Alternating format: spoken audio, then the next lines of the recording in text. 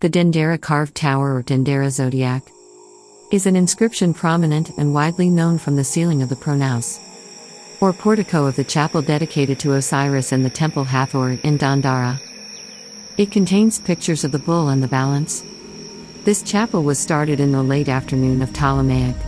Pronouns were added by Emperor Tiberius. This led to Jean-François Champollion dating the inscription to the Greco-Roman period. But most of his contemporaries thought it to be from the Empire Egyptian.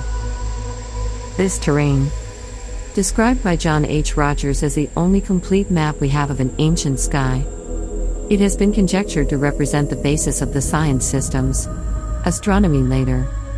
It is now on display in a museum Louvre.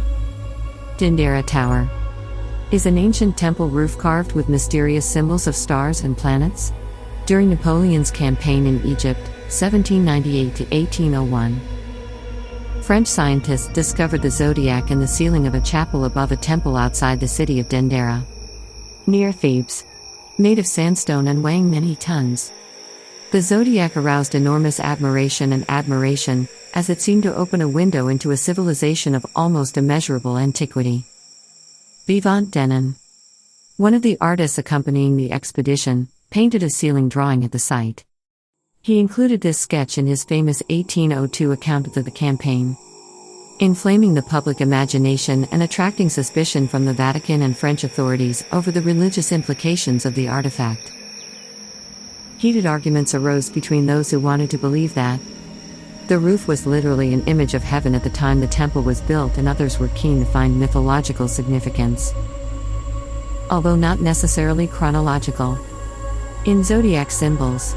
Scholars and anti-clerical writers soon began claiming that the constellations may have been carved thousands of years before the biblical date of the creation of the world.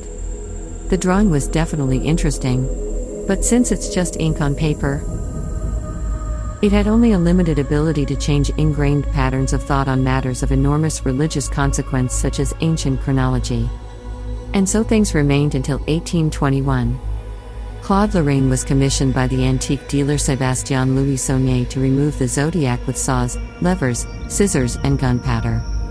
And when Jean Lorraine, an engineer and archaeological bounty hunter, travels up the Nile from Alexandria with orders to remove the zodiac as part of a carefully planned archaeological robbery.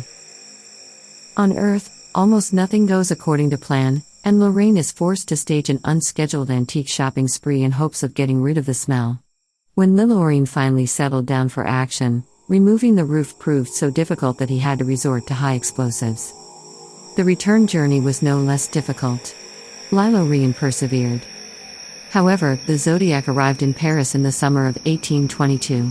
And Sébastien Saunier, patron of Lorraine, a commissioner of police under Napoleon who found himself unemployed during the Restoration, had hired Lorraine to remove the zodiac and transport it back to France, as Saunier hoped to sell it for a large sum.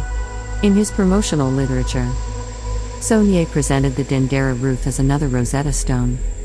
The roof arrived amidst a flurry of propaganda that was largely orchestrated by Saunier, which only heightened the general French obsession with all things Egyptian. The frenzy, which included a famous vaudeville show around the roof, culminating in Louis XVIII paid an unprecedented sum of 150,000 francs for the artifact, which was installed in the Royal Library.